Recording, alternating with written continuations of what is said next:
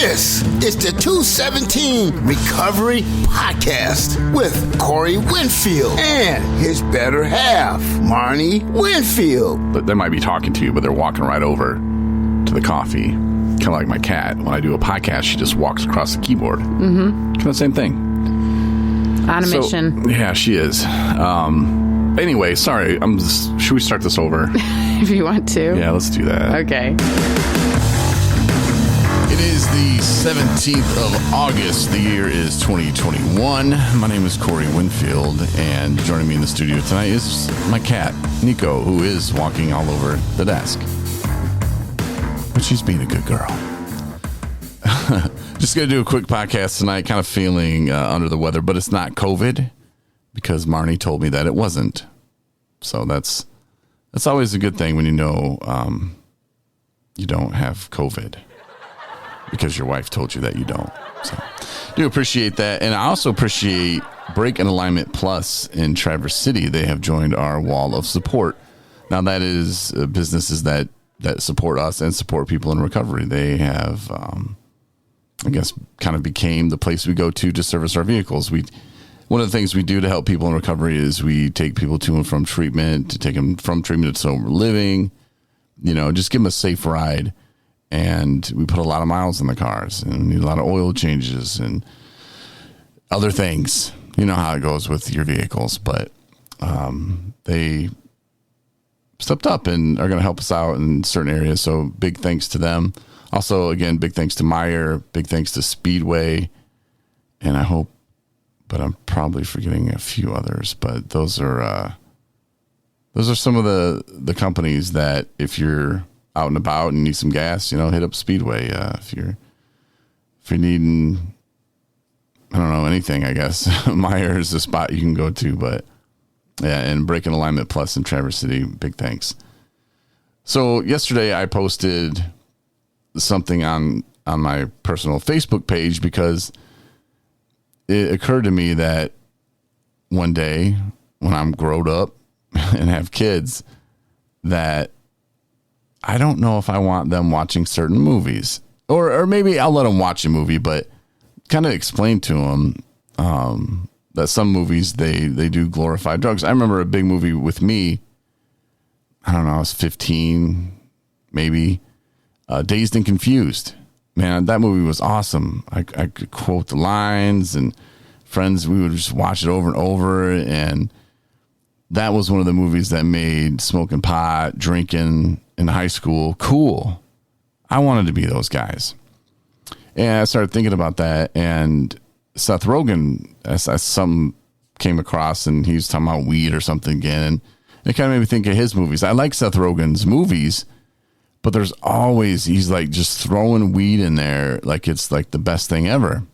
And I posted that I'm kind of over it. The propaganda of weed is the cool thing to do.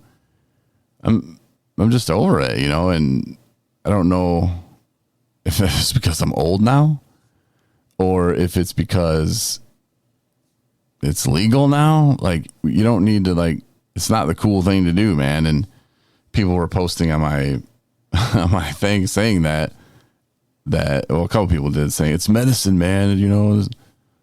Okay. Is it really? There's benefits to the CBD oil and stuff like that, but does THC have any medical benefits?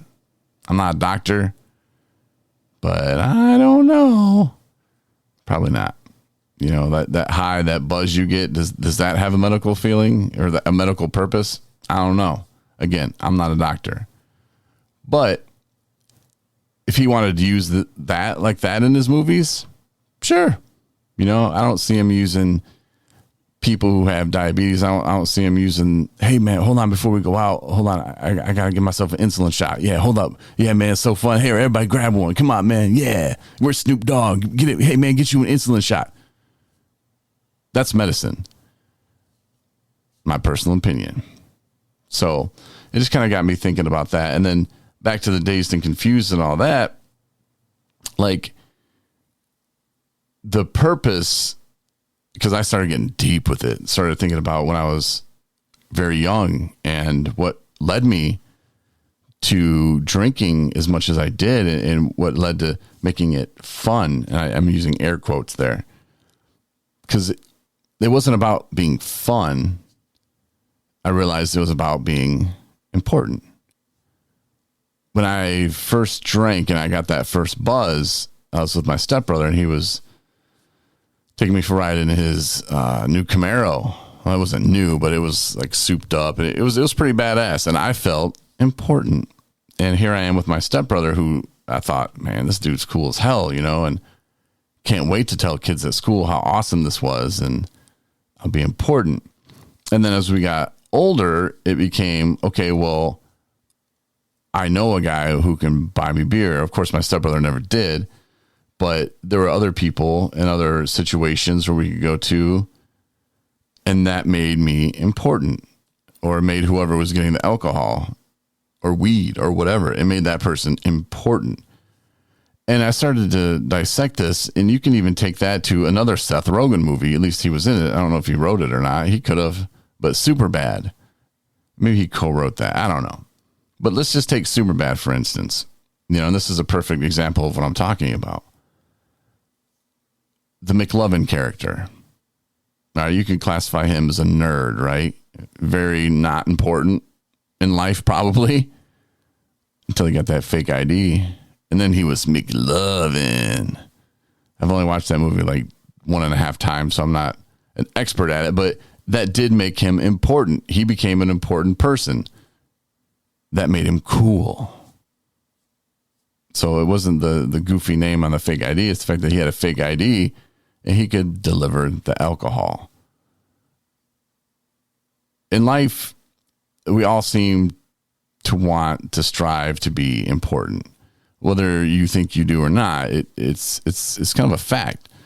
That's what we strive for. And when we're that young, that impressionable, I don't think telling our youth that, hey, you bring the drugs, you're the important guy, you're going to be the go-to, and you're going to have one up on all these people. You're going to have something that they want.